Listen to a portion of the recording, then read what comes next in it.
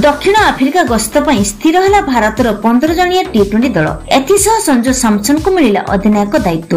2023 विश्वकप पर team India दक्षिण आफ्रिका गस्त करिवो एवं संजू सैमसन को अधिनायकत्व टीम इंडिया एही गस्त रे 3टी टी20, 3टी दिनिकिया एवं 2टी टेस्ट सीरीज खेलिबो। तबे डिसेंबर 10 रु आरंभ हेबाकु जाउथबा टी20 सीरीज सहित टीम इंडिया एहार अभियान आरंभ करिवो।